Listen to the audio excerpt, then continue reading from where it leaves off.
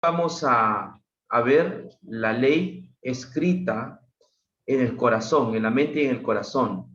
Es un pasaje que se encuentra en el libro de Hebreos, el capítulo 8. Y también se vuelve a repetir en Hebreos el capítulo 10. ¿Ya? En Hebreos el capítulo 10, el verso 15 y 16. ¿Sí? Así que ustedes pueden tomar apuntes, ¿no? Esta palabra, ley, escrita en el corazón, en la mente y el corazón, solo se encuentra en el libro de Hebreos. Y en Hebreos se encuentra en dos capítulos diferentes, en el capítulo 8 y en el capítulo 10. Hay algunas referencias en el Nuevo Testamento a la ley escrita en el corazón, como es el caso de Corinto, como es el caso también de Romanos, ¿no? Pero solo son referencias. La médula del tema de la ley escrita en la mente y en el corazón se encuentra básicamente en el libro de Hebreos. Voy a darle lectura antes de presentar mi diapositiva. ¿Estamos? Vamos a darle lectura. Vamos rápidamente a Hebreos, el capítulo 8, el verso 10. Hebreos, el capítulo 8, el verso 10. Este es el pacto que haré con la casa de Israel después de aquellos días, dice el Señor. Pondré mis leyes en la mente de ellos, las escribiré sobre su corazón y seré su Dios y ellos serán mi pueblo. El 11. Y ninguno enseñará a su prójimo ni a su hermano diciendo, conoce al Señor, porque todos me conocerán desde el menor de ellos hasta el mayor. De igual forma vamos a leer Hebreos 10, el libro de Hebreos 10, 16, por favor, y 17. Este es el pacto que haré con ellos después de aquellos días, dice el Señor. Pondré mis leyes en sus corazones y las escribiré en sus mentes, y nunca más me acordaré de sus pecados y transgresiones.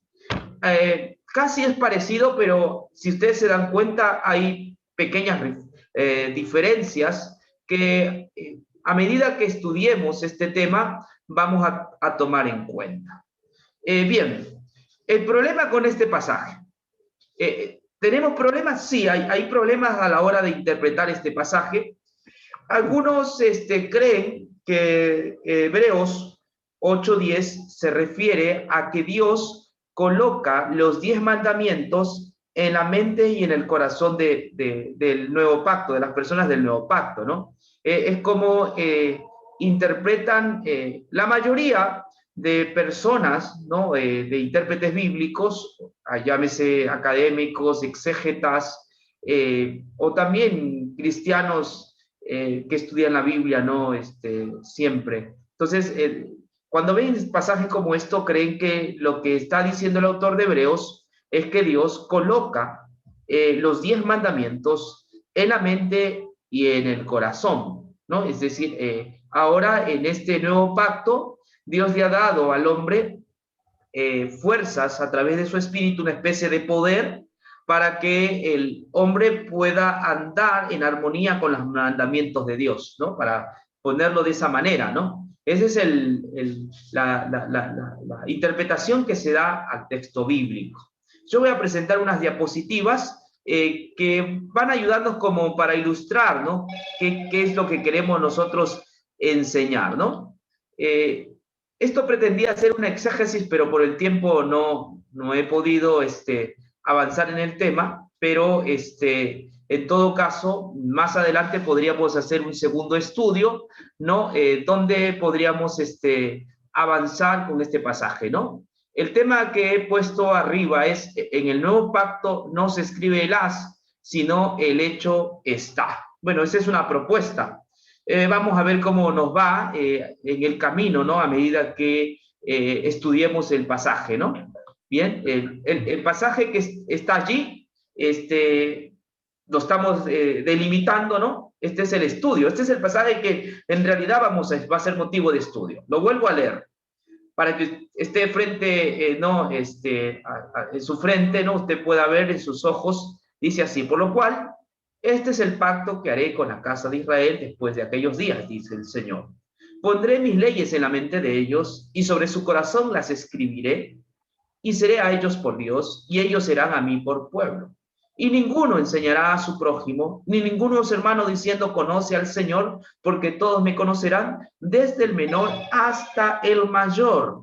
He leído Hebreos 8:10 hasta el verso 11. En Hebreos 10 no existe y ninguno enseñará a su prójimo y ninguno a su hermano diciendo conoce al Señor, porque todos me conocerán desde el menor hasta el mayor. En mi versión, esto no está, ¿no? Ese pasaje no existe, ¿no? Y por eso decía que hay pequeñas diferencias entre Hebreos 8 y Hebreos el capítulo 10. Vamos un poquito avanzando. ¿Qué problemas tenemos con el texto? En ninguno de los dos hace el más mínimo comentario sobre las leyes escritas en el corazón, tema ignorado en su propio esquema teológico e incluso cuidadosamente evitado. No sé si entienden, ¿no? En los dos comentarios o los dos textos que he mencionado, hermanos queridos, no hay mención a qué es lo que se escribe en el corazón. ¿Me comprende? No hay mención a qué es lo que se escribe en el corazón. De manera que cualquier interpretación va a ser subjetiva, porque el autor de Hebreos no nos dice, no nos dice qué es lo que se escribe en forma explícita, no es que no desarrolla el tema como algunos querrán que desarrolle, no hay esta cuestión en el autor de Hebreos, ¿no? Hay un argumento que se conoce como el argumento del silencio. Entonces, si algunos mencionan que lo que se escribe son los 10 mandamientos, lo tienen que probar. Se tiene que probar. Otro problema que tenemos con el texto es que está en plural.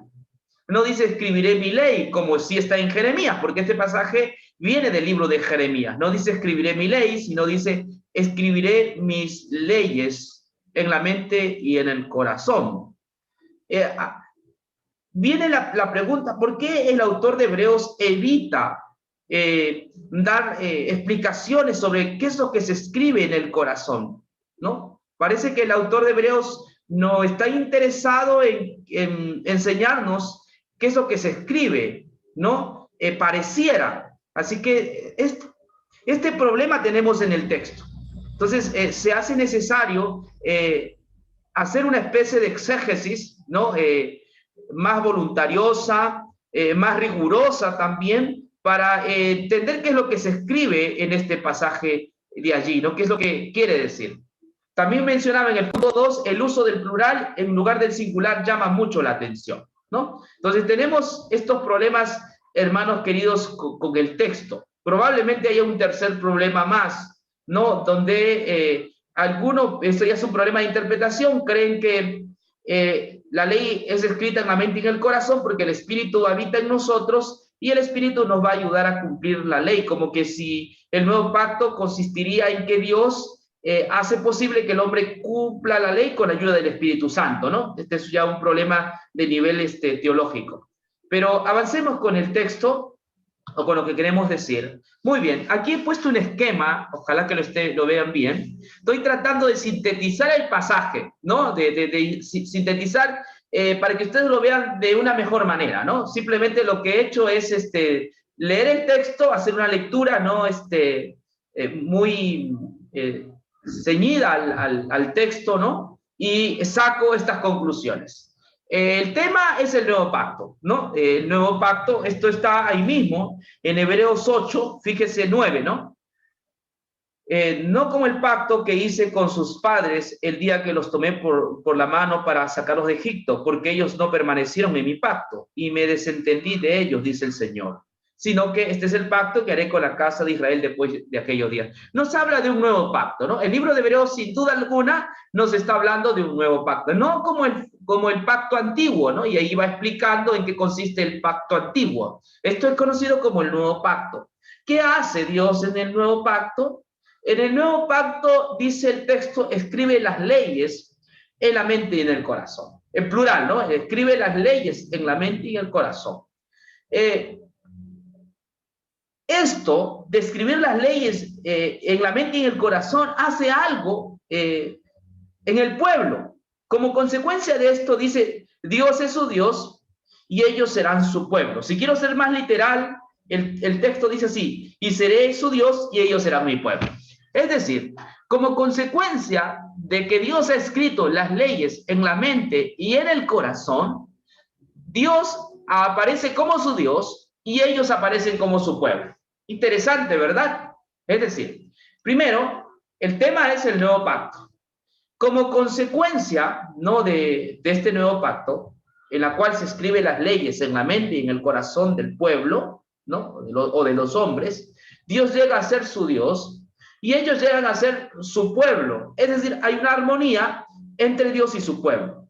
Otra cosa que también es interesante, especialmente en el verso 12, ¿no?, el 11 del 8, dice, no habrá maestros. Ninguno enseñará a su prójimo, ninguno a su vecino ni a su hermano conoce al Señor, porque todos me conocerán desde el menor hasta el mayor. Interesante, en el nuevo pacto no hay maestros. Ninguno enseñará a su vecino, a su prójimo, a su familiar, a su hijo, conoce al Señor, porque todos me conocerán. El texto es como que dijera, no va a haber necesidad de maestros. No va a haber necesidad de maestros porque Dios en el nuevo pacto ha escrito la ley en su mente y en su corazón. Es decir, que este pueblo tiene la ley en su mente y en su corazón. Al tener la ley en su mente y corazón, no necesita de maestros, porque Dios ya la ha escrito. No necesita de que alguien le diga, conoce al Señor, porque el texto dice, todos me conocerán, y yo seré a Dios, y ellos serán su pueblo. En otras palabras, el texto bíblico está mencionando que el pueblo iba a estar en armonía con las demandas de Dios, que el pueblo iba a estar en armonía con los designios de Dios. El pueblo iba a estar en armonía con Dios, iba a hacer la voluntad de Dios. Un pueblo que hace la voluntad de Dios o que ya tiene a Dios en su corazón y en su mente, no tiene necesidad de que alguien le esté repitiendo que conozca al Señor, porque ya lo conocen, porque la ley ha sido introducida en su mente y en su corazón. Por lo tanto, Él es su Dios y ellos son su pueblo. Esto es magnífico. Esto es magnífico porque aquello no se puede ver en el Antiguo Testamento. Aunque hay ciertos aspectos en el Antiguo Testamento, pero generalmente en el Antiguo Testamento Dios decía que este pueblo de labios me honra y su corazón está lejos de mí. Pueblo cargado de maldad, dice el libro de Isaías, ¿no? El buey conoce a su señor, el burro también, pero ustedes no me conocen, transgresores, impíos, desde la cabeza hasta los pies, o de los pies hacia la cabeza, ustedes no tienen, son herida, hinchazón y podrida llaga, dice Isaías capítulo 1, el verso 4 al 6. ¿Me comprende? Pero en el nuevo pacto vemos a un pueblo que está en armonía con Dios. La pregunta es, que va a quedar allí para avancemos en el estudio, ¿en base a qué este pueblo está en armonía con Dios? ¿Cómo es posible que este pueblo del nuevo pacto ha llegado a ser uno con Dios? Uno con el cielo. ¿Cómo es posible que ahora esté en armonía con Dios? Para ello yo voy a dar otra gráfica, ¿no?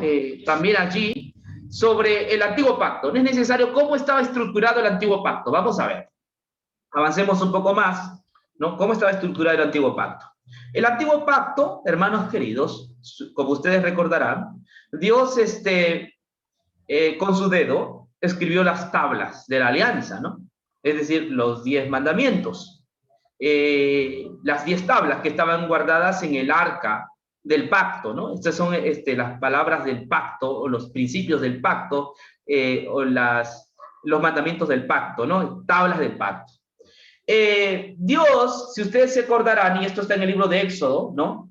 Decía lo siguiente, que el pueblo sea obediente, ¿no? Y usted puede leer todo el libro de Deuteronomio, donde se ve prácticamente esta alianza, ¿no? En la cual Dios le exige a su pueblo santidad. donde Dios le exige a su pueblo obediencia, donde Dios le exige a su pueblo fidelidad, ¿no? Entonces, el antiguo pacto era diferente porque dependía de la obediencia del pueblo, ¿no? El pueblo tenía que ser obediente, ¿no? Si el pueblo era obediente, entonces como consecuencia Dios los bendeciría. Iban a ser cabeza y no cola. Dios iba a multiplicarlos sobremanera, ¿no? Dios iba a abrir las ventanas de los cielos.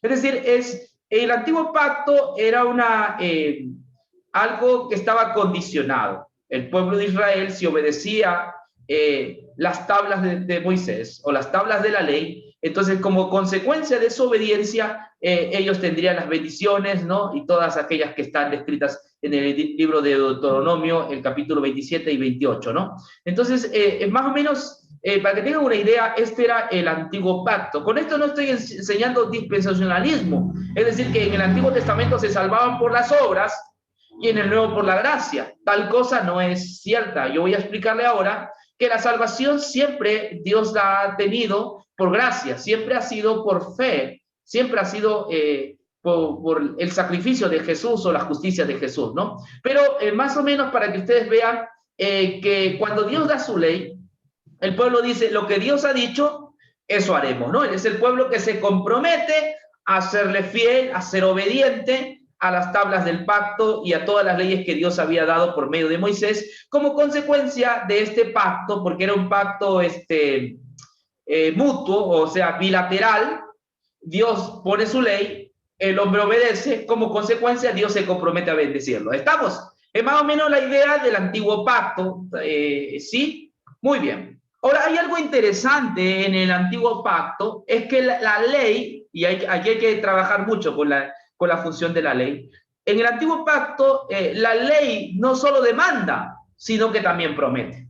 Esta es la parte que muchos no se han dado cuenta o piensan que la ley solo demanda. No, en el antiguo pacto hay claras nociones de que la ley demanda, pero también la misma ley promete. Entonces, están allí como que juntas, ¿no? Pero no revueltas. La ley demanda, pero también aquella misma ley, la ley de Moisés, también promete. Había una promesa, y de hecho que en el griego, la palabra promesa, en el griego la palabra promesa es como decir evangelio, ¿no? El evangelio prometido, algo así, ¿no? Entonces, aquí estamos estableciendo una cosa, que la ley no solo demanda, sino que también promete. Y lo vamos a ver a la luz de un salmo, ¿no? No quiero ir por toda la Biblia, solo para que ustedes vean cómo está diseñado el salmo 119, ¿no? Un salmo conocido, fíjese.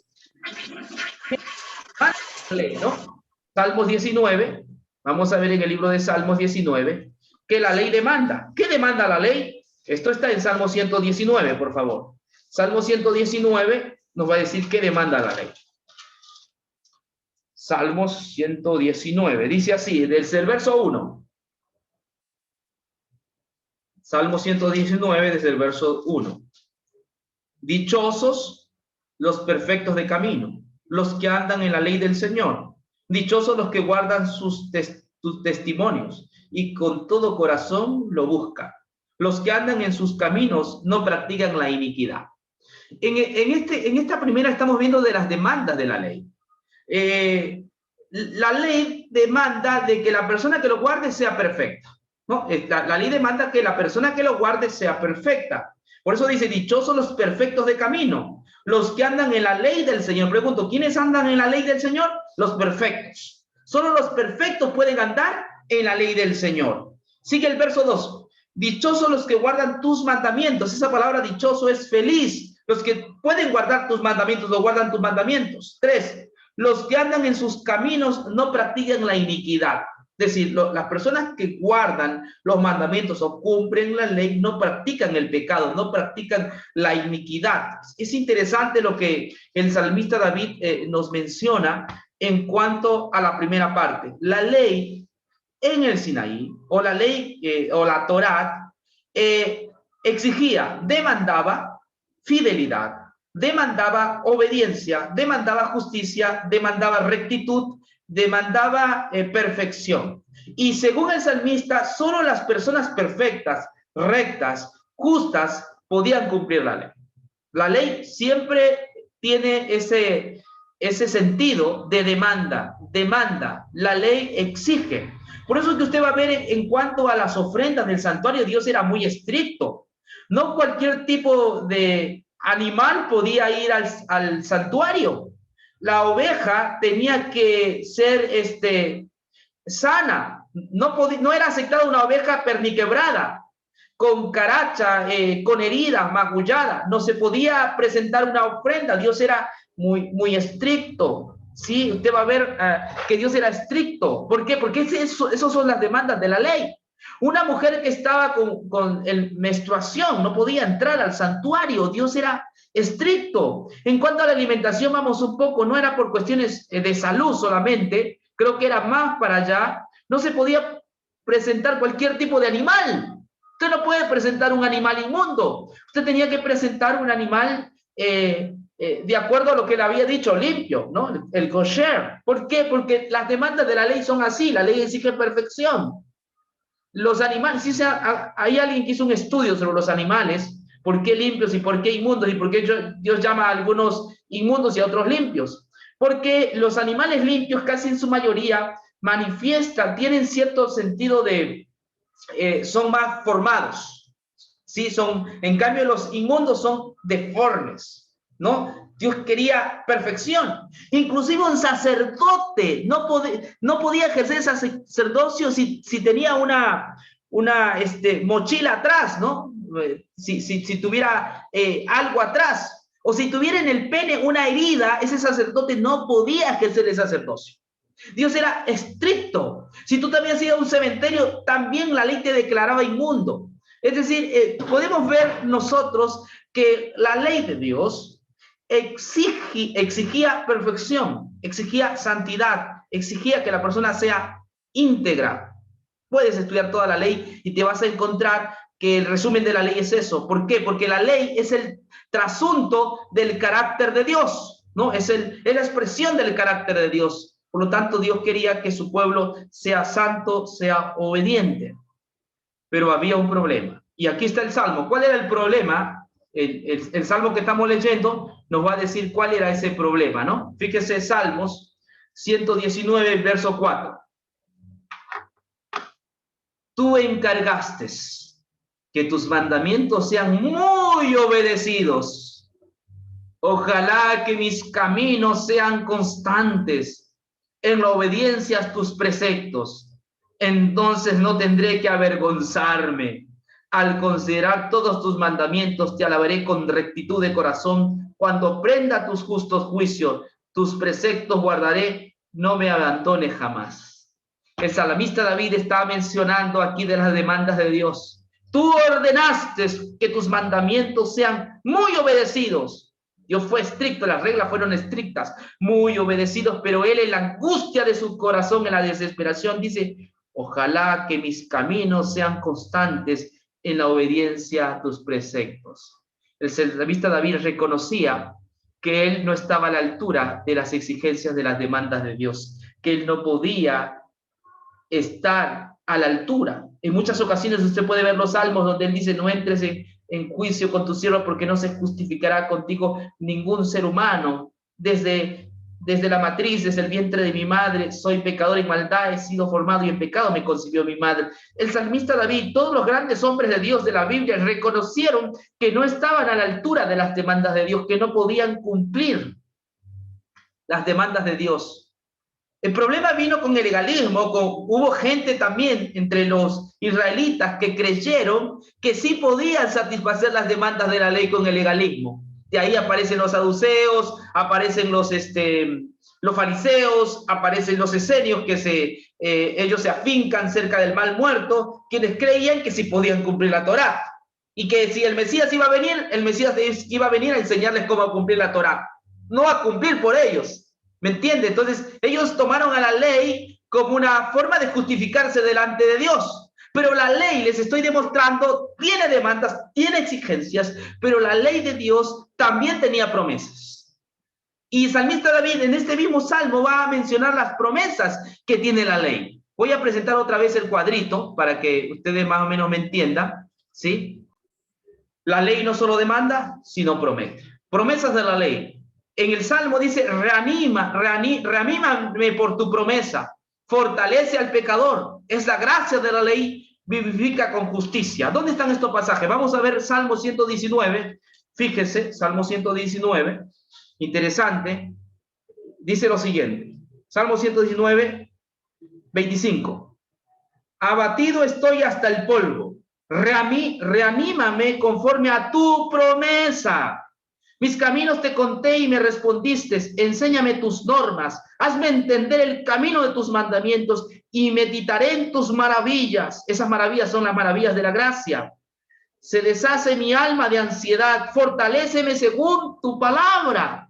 Se deshace mi alma, dice el texto bíblico, de ansiedad cuando tú miras a las demandas de la ley de Dios. Por supuesto que sí, se deshace mi alma, decía, de ansiedad. El mismo Pablo decía, miserable de mí, cuando él vio las demandas de Dios. Pero cuando él vio la promesa de Dios, o cuando ya vio el evangelio, se animaba. El evangelio, la ley también reanima, porque había la promesa en la ley, fortalecía al pecador. La ley dice que tiene gracia. Fíjense lo que dice el 29. Aléjame del camino de mentira. Dame la gracia de tu ley. Y otro pasaje está en Salmo 119, 29. Puede leerlo todo el Salmo. Es maravilloso este Salmo, ¿verdad? ¿Qué más? El verso 34. Enséñame, oh Señor, el camino de tus preceptos y lo guardaré hasta el fin. Dame entendimiento para guardar tu ley y la cumpliré de todo corazón. Guíame por la senda de tus mandamientos, porque en ella me deleito. Inclina mi corazón a tus testimonios, no a la ganancia egoísta. Aparta mis ojos de la vanidad. Vivifícame en tu camino. Aparta mis ojos de la vanidad. Vivifícame en tu camino. Confirma a tu siervo tu promesa. Interesante. La ley también tenía, así como demandas, también tenía promesas. El salmista David, los profetas, los siervos de Dios, miraban más allá de la ley, de las demandas, miraban aquella promesa, la promesa en la cual alguien cumpliría en lugar de ellos la santa ley de Dios. Alguien cumpliría las demandas de la ley de Dios. ¿Usted se acuerda del publicano y el fariseo? Pues ahí está, son las dos clases. El fariseo era legalista porque tenía su confianza en sus obras. El publicano, el texto bíblico dice que fue al templo a orar, no quería ni aún alzar los ojos al cielo porque se golpeaba el pecho y decía, sé propicio a mí, pecador. Ese publicano reconocía las demandas de Dios, reconocía que Dios es justo, es santo y es perfecto y es fuego consumidor. Él reconocía que era así, pero a la misma vez esa palabra sé propicio y las quemó en griego, quiere decir que está haciendo la promesa. Él está diciendo, perdóname conforme a tu promesa. La gente del Antiguo Testamento que estaba bajo la ley entendía de la promesa. Perdóname en tu promesa, aquella promesa que Dios había dado a Abraham. En ti serán benditas todas las naciones de la tierra, no por ser obedientes, sino por la palabra de Dios, en la cual en la simiente de Abraham iba a bendecir a todas las naciones de la tierra. Entonces, en ese sentido, hermanos queridos, la ley tiene demandas, pero la ley también tenía promesas. Así que los del Antiguo Testamento no se salvaban por las obras, se salvaban también por la gracia, pero muchos confundieron y dieron una mala aplicación a la ley. Sigamos, por favor, con el diagrama que tenía, para ir avanzando de a poco. Muy bien. Aquí está. Este es el pasaje para mí central que le da sentido a lo que le estoy diciendo en este momento, hermanos queridos. El primer pacto, fíjense lo que dice, ahí está el texto, Hebreos 9, 8, 21, fíjense lo que dice. De donde ni aún el primer pacto fue instituido sin sangre, porque habiendo anunciado a Moisés todos los mandamientos de la ley a todo el pueblo, tomó la sangre de los becerros y de los machos cabríos con agua, lana, escarlata y hisopo, y roció el mismo libro y también a todo el pueblo, diciendo, esta es la sangre del pacto que Dios os ha mandado, y además de esto roció también con la sangre el tabernáculo y todos los vasos del ministerio, y casi todo es purificado según la ley, con sangre. Y sin derramamiento de sangre no hay remisión de pecados. Hermanos, por supuesto que el primer pacto tenía sangre. Por supuesto que el primer pacto tenía evangelio. El primer pacto se menciona la ley. También había promesa, aquella promesa de que Dios enviaría a su Hijo en el fin de los tiempos para cumplir las altas demandas de la ley de Dios en nuestro lugar y por nosotros. Ahora vamos a adentrarnos al tema de Hebreos, volviendo al tema de Hebreos. Escúcheme bien, es interesante lo que hace el autor de Hebreos. La ley demanda y la promesa cumplida en el Mesías. La ley demandaba y la promesa cumplida en el Mesías. Fíjese lo que dice el Salmo 48. Entonces dije, he aquí vengo. En el rollo del libro está escrito de mí. El hacer tu voluntad, Dios, me ha agradado, y tu ley está en medio de mi corazón. He anunciado tu justicia en grande congregación, y aquí no refrené mis labios. Jehová, tú lo sabes. Este es un salmo mesiánico en la cual se nos dice que el Mesías, el siervo de Dios, iba a venir. He aquí vengo. Tenía que venir porque habíamos pisoteado la ley del Sinaí, porque no podíamos cumplir con las leyes del Sinaí. Vengo, y dice que está en el rollo del libro, está escrito de mí, es decir, en la ley mosaica estaba escrito de él, en ese rollo estaba escrito acerca de él, está escrito acerca de mí. Jesús, cuando vino a esta tierra, sabía que la ley hablaba de él, que la ley describía la obra que iba a hacer. En el rollo del libro está escrito de mí. ¿Para qué? ¿Qué estaba escrito de él? ¿Para ser nuestro ejemplo? ¿Para enseñarnos cómo guardar la ley, cómo cumplirla? No. El texto dice, el hacer tu voluntad, Dios mío, me ha agradado, y tu ley está en medio de mi corazón. Jesús iba a venir a hacer la voluntad de Dios. Aquello que no pudo David porque pecó, no pudo Jonás porque pecó, no pudo Sansón porque pecó, no pudo Moisés porque pecó. Ninguna otra persona pudo cumplir la ley porque cayeron en pecado. Pero el Mesías viene y las profecías decían que de él estaba escrito, el hacer tu voluntad, Dios, me ha agradado y tu ley está en medio de mi corazón. Jesús vino a satisfacer cada jota y cada tilde de la ley, tanto en su aspecto moral, digamos así, y en su aspecto ritual. La ley de Dios estaba en la mente y en el corazón de Cristo, mientras el salmista David, en el dolor de su alma, decía, Señor, ojalá yo pudiese cumplir tu ley y no puedo.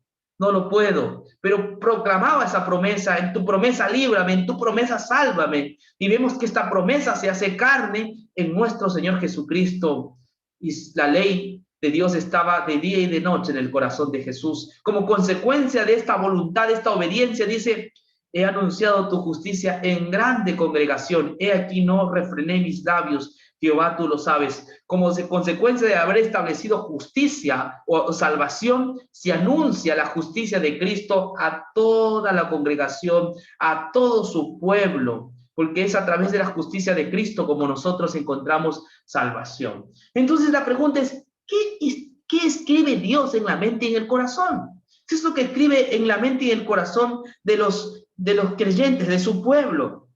No escribe nuestra obediencia, por favor. No escribe eso que dijo el pueblo, ¿se acuerdan? Lo que Dios dijo, eso haremos.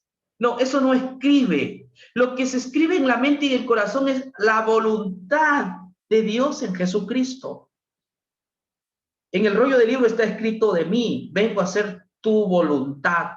Lo que Dios escribe en nuestra mente y en nuestro corazón es la voluntad de Dios en Jesucristo. Pero usted dice, pero pastor, ¿cómo dice aquello? Es que el libro de Hebreos no dice nada sobre leyes o mandamientos. Más bien el libro de Hebreos se centra en Jesucristo. ¿Me comprende? Si usted lee todo el libro de Hebreos, se va a dar cuenta que el tema central del libro de Hebreos es Jesucristo. Eso es la verdad que Dios graba en la mente y el corazón. Jesús, el que cumple perfectamente las demandas de Dios. De manera que ahora el texto bíblico es claro, yo seré a ellos por pueblo y ellos serán mi Dios. Dios no nos puede condenar porque Cristo ha cumplido las santas demandas de la ley de Dios. Entonces, buscar una interpretación moralista en Hebreos es no entender el plan divino, no entender el propósito, aquella promesa que se ha cumplido perfectamente en el Señor Jesucristo. Esa es la verdad que trae tranquilidad a nuestros corazones y a nuestra alma, saber de que Cristo ya ha satisfecho la ley de Dios. Entonces, aquello es grabado en la mente y en el corazón de ellos, de forma que ahora somos su pueblo, Él es nuestro Dios, y ninguno enseñará a su prójimo conoce al Señor, porque todos tienen esa seguridad de haber sido salvos. Yo no necesito ponerle, porque al creer en Jesús usted tiene esa seguridad que Jehová es justicia nuestra. Por eso que en Apocalipsis dice que los salvos tienen escrito el nombre del Padre y del Hijo en sus frentes. Lo que se escribe en la mente y en el corazón de los creyentes es la historia de Cristo, es la obediencia a las altas exigencias de Dios, es la justicia de Cristo, una justicia plena, perfecta, suficiente y eficiente con la cual tú compareces delante de Dios. No hay nada en Hebreos que nos sugiera que se escribe otro tipo de cosa. Lo que se escribe es el nuevo pacto, ese nuevo pacto en el cual el pueblo aparece justificado, el pueblo aparece sin tacha y sin mancha. Y si quieres saber, hay una, en griego, vamos un ratito al griego, necesitamos el griego para esto. Vamos a Hebreos primero, ¿no? Y ahí voy a ayudarle. En el griego hay un anexo allí que me da a entender que eso es lo que se escribe, ¿no? Vamos al libro de Hebreos 10, por favor. El libro de Hebreos 10 tiene declaraciones importantes, hermanos. 10 dice así. Desde el 14 vamos a leer. Fíjense que el tema allí es Cristo. Hebreos 10, 14. Así, con una sola ofrenda, Cristo perfeccionó para siempre a los que están siendo santificados. Dice que con una sola ofrenda, Cristo perfeccionó para siempre a los que están siendo santificados. No más ofrenda, no más sacrificios, no más inseguridades, no más espera. Jesús ya con una sola ofrenda ha hecho perfectos para siempre a los que creen en Él, a los que confían en Él. Esto de perfección está en el contexto de la ley que no perfeccionaba. Ahora la justicia de Cristo sí trae perfección a su pueblo. Y dice, con una sola ofrenda para siempre a los que están siendo santificados. Ahora, el texto 15, también el Espíritu Santo atestigua. Cuando dice también el Espíritu Santo atestigua, está diciendo que el Espíritu Santo también nos dice que con una sola ofrenda se han hecho perfecto a los que creen en la justicia de Cristo. Esto es, el Espíritu atestigua. Hay un cambio, hay un giro allí. ¿Qué más? Y dice, ¿qué atestigua el Espíritu? Este es el pacto que haré con aquellos después de aquellos días, dice el Señor. Pondré mis leyes en plural en sus corazones y las grabaré en sus mentes. Como consecuencia de esto dice, y nunca más me acordaré de sus pecados y transgresiones. Como consecuencia de haber sido escrita la ley en nuestra mente y en nuestro corazón, no hay manera de que Dios nos condene. No hay manera de que que la ley nos juzgue. Porque dice, y nunca más me acordaré de sus pecados y transgresiones. Así, cuando los pecados han sido perdonados, no se necesita más ofrenda por el pecado. Hermanos queridos, este es el nuevo pacto. En el nuevo pacto, las exigencias de Dios, que son altas y son eternas, han sido cumplidas por la voluntad de Cristo. Aquello es lo que lleva el hombre, el creyente, y en su mente y en su corazón, y cada día que camina por este mundo, tiene esa certeza que es ciudadano celestial, tiene esa seguridad que es miembro de la familia celestial. Esto es lo que yo encuentro allí. Por supuesto que el que no cree en esto rechaza, tiene castigo. Vamos a ver, y este es el último texto que voy a citar esta noche, es el siguiente. Miren, 26. Si voluntariamente seguimos pecando después de haber recibido el conocimiento de la verdad, ya no queda más sacrificio por los pecados, sino una horrenda espera de juicio, de furor de fuego que ha de devorar a los adversarios. El que rechaza la ley de Moisés por el testimonio de 2 o 3 testigos muere sin compasión, dice así, ¿no? El que rechaza la ley de Moisés por el testimonio de 2 o 3 testigos muere sin compasión. ¿Cuánto mayor castigo merecerá el que pisotea al Hijo de Dios? Tiene por impura la sangre del pacto en la que fue santificado y afrenta al Espíritu de gracia. Aquí en el nuevo pacto, entonces, es el que rechaza la suficiencia de la cruz o de la obra de Cristo y cree que existe otra manera de salvarse, o Cristo más mi obra, entonces tendrá que enfrentarse al juicio de Dios y lamentablemente allí perderá. Eso es lo que dice el autor de Hebreos. Entonces hay una invitación en todo el libro de Hebreos, hermanos. Yo creo que el libro de Hebreos lo que quiere escribir en el corazón, en la mente de sus lectores, es a Cristo. Cristo es mayor que la revelación antiguo testamentaria. Cristo es superior a Moisés. Cristo es mucho mejor que los sacerdotes. Su sacrificio es más perfecto que el sacrificio de animales. Su intercesión es eterna y no como la otra. Entonces, en todo caso, en el libro de Hebreos, el tema no es la ley moral, el tema es Jesucristo. Es nuestro Salvador. Hay un camino nuevo que Él nos abrió por medio de su cuerpo y podemos entrar directamente al lugar sagrado, porque el Señor ha traído para nosotros perfección en su persona. Es lo que yo encuentro, hermanos, en este pasaje bíblico. Con esto he terminado.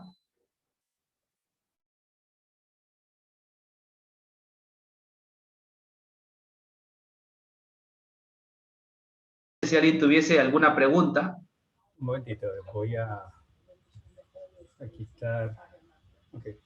Ahora pueden activar el micrófono el que quiera preguntar.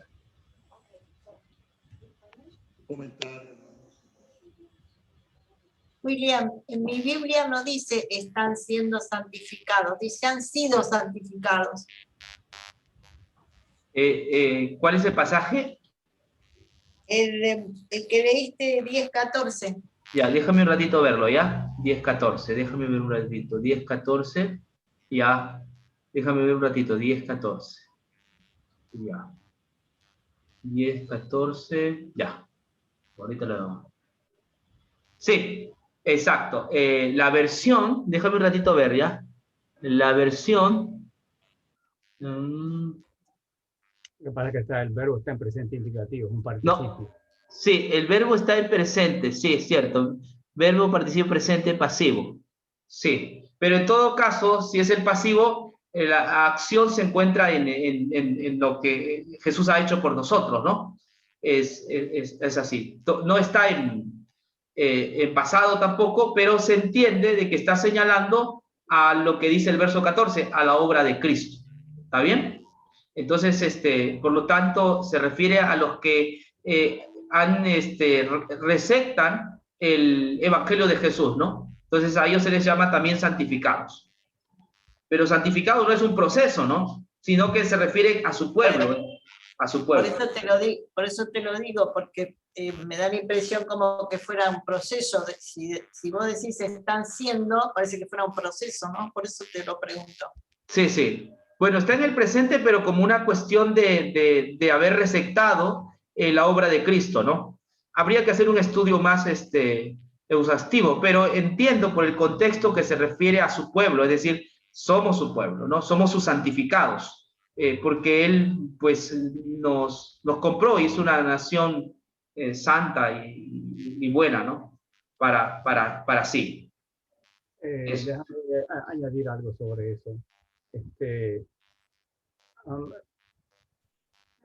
sábado creo que fue que nosotros hablamos de santificación, el sábado. Sí.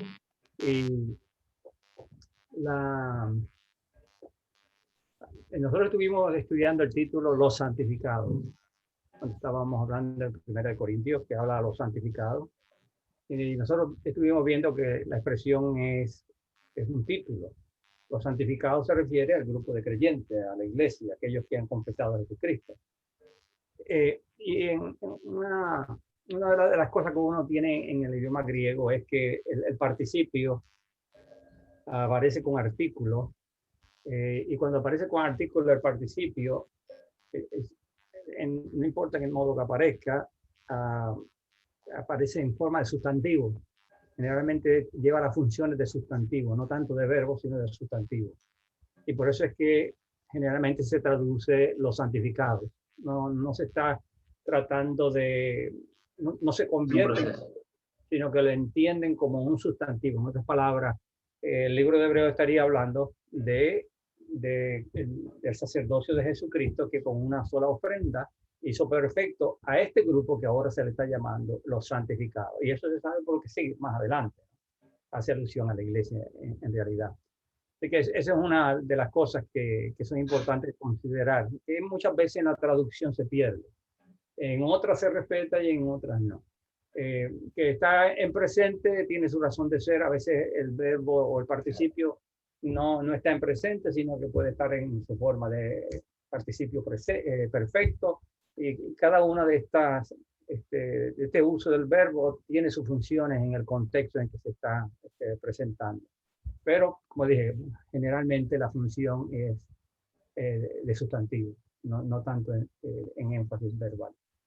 Nelson tenía la mano. Nelson.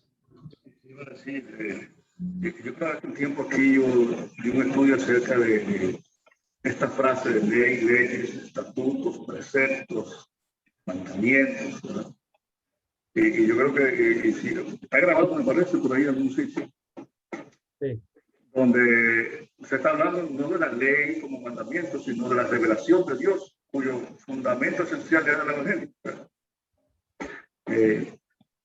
Y hay muchos pasajes donde se puede ver eso, pero fácilmente aquí podemos notar un par de pasajes, ¿verdad?, donde claramente se nota eso.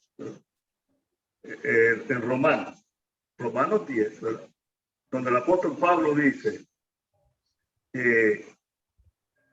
un minutito aquí, el apóstol Pablo dice, pero la justicia que es por la fe, está describiendo lo que es la justicia que es por la fe, pero la justicia que es por la fe dice así, no digas en tu corazón quién subirá al cielo, esto es para traer abajo a Cristo, o quién descenderá al abismo, esto es para hacer subir a Cristo entre los muertos. Mas ¿qué dice? Cerca de ti está la palabra en tu boca y en tu corazón. Esta es la palabra de fe que predicamos. ¿Y qué está haciendo Pablo? Pablo está citando a Moisés. Y Moisés dice lo siguiente, ¿verdad? Estamos en Deuteronomio 30, del 10 al 14. Dice, cuando obedecieras a la voz de Jehová tu Dios para guardar tus mandamientos y sus estatutos escritos en este libro de la ley, cuando te convirtieras a Jehová tu Dios con todo tu corazón y toda tu alma, porque este mandamiento que yo te ordeno hoy no es demasiado difícil para ti, que está lejos. No está en el cielo para que digas quién subirá por nosotros al cielo y nos traerá y nos hará oír para que lo cumplamos. Ni está al otro lado del mar para que digas quién pasará por nosotros al mar, para que nos lo traiga y nos haga oír a fin de que lo cumplamos. Porque muy cerca de ti está la palabra en tu boca y en tu corazón, para que la cumplas. Notemos lo que dice, ¿verdad? Aparentemente está hablando de los 10 mandamientos. Pero Pablo dice, no, ahí está hablando de la justicia que es por la fe, y esta es la palabra de fe que predicamos. Entonces, hermanos, tenemos que quitarnos ese espejo de la ley. Cada vez que leemos ley, pensamos en los 10 mandamientos. No, hermano, ese es el conjunto de revelación que Dios le dio a Israel, cuyo fundamento esencial era Cristo, ¿verdad?, el Evangelio. Y eso es lo que está haciendo, eso es lo que le decía Moisés, y eso es lo que Pablo está argumentando también. Eso quería decir. Está bien, como decía, la ley tiene demandas, pero también la ley tiene promesa, ¿no? Y por eso dice, no está lejos, ¿no? Está cerca. Y pues estaba en la promesa, en la salvación.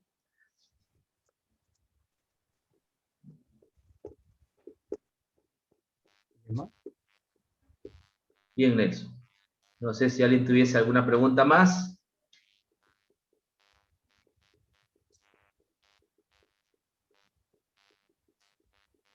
Pero creo que entonces todo está claro si no hay preguntas, ¿no? Yo estaba leyendo, William, acá en San Juan 13:34, donde dice, les doy este mandamiento nuevo, que se amen los unos a los otros, así como yo los amé a ustedes. Y a mí me parece que también ahí se resume todo, ¿no es cierto? En el nuevo mandamiento de amarse los unos a otros, que en la ley está el amor. Claro, dice que la ley es, el amor es el cumplimiento de la ley, ¿no? Vemos nosotros eso hecho realidad en Jesús, ¿no? Quien es la suma total del amor, el cumplimiento de la ley es el amor, está ahí nuestro Señor Jesús, ¿no? Pues es lo que te puedo decir. Y lo otro, le dijeron a Jesús, ¿qué obra debemos hacer, no? Y Jesús le dijo que creáis en el que Él ha enviado. Y a veces no queremos creer en Él, que Él ha enviado, ¿no? Y queremos establecer nuestra forma propia de salvarnos, ¿no? Cuando el autor de Hebreos, pues, nos menciona que eso se debe más bien al Señor Jesucristo.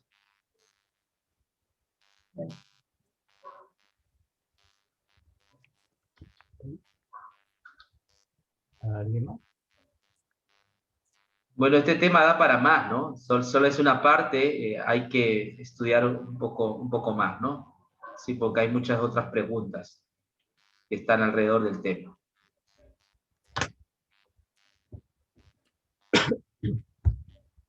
Muy bien. Si no hay nada más, pues entonces terminamos aquí.